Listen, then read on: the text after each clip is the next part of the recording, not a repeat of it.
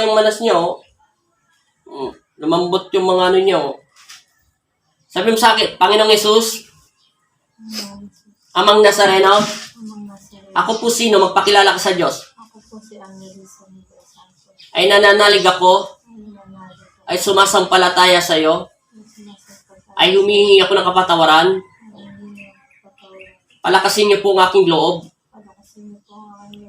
sa aking panalangin. Kung ano man pong nagawa kong kasalanan,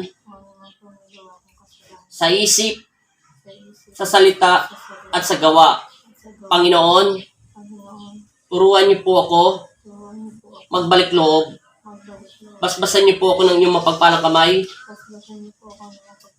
upang maigusan ang aking sakit o aking nararamdamang mga sakit. Patawarin niyo po ako sa aking nagawang kasalanan. Amen. In Jesus' name. Sa pangalan ni Jesus. Amen. Huwag ka man nadidilat. Sa pangalan ni Kristo. Sa pangalan ng Ama at ng Anak at Espiritu Santo. Amen.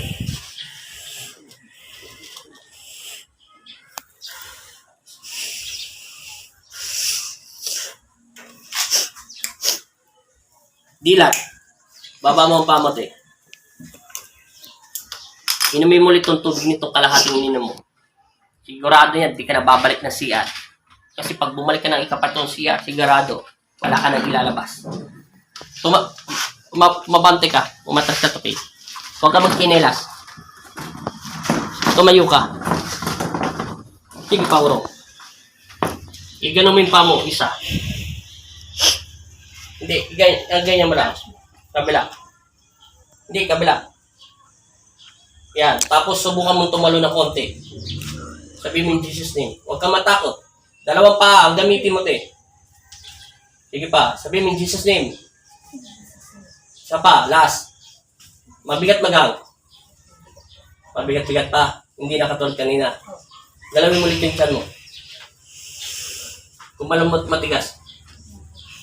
Lumambot na. Ano pa? Yung pula yung 1. Yan. Wala ba gumagalaw na siya? Ipapaliwanag ko ha. Ito para sa mga nanonood sa'yo kasi meron nag-umisip ako. Bago magbagong taon ng 2020, di ba? Ay, bago magpasko pala. Bago magpasko ng 2020, lumaki ang tiyan mo. Ngayon, March 20 na ngayon, di ba? 2021.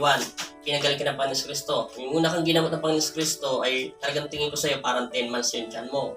Tapos yung binabalik ka niya ng 14 days, sabi ko parang 6 months na lang tiyan mo. Ngayon katatlong balik mo ng March 20, wala na, lumit ang tiyan mo.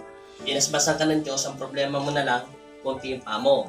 Ngayon, mabigat magang.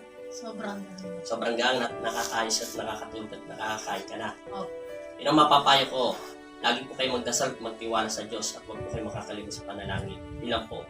Maraming salamat sa binigay ng kagalingan ng Pong Jesus Nazareno at sa ngalan ng Pong Jesus Nazareno at sa pangalan ng Pong Yesu Cristo.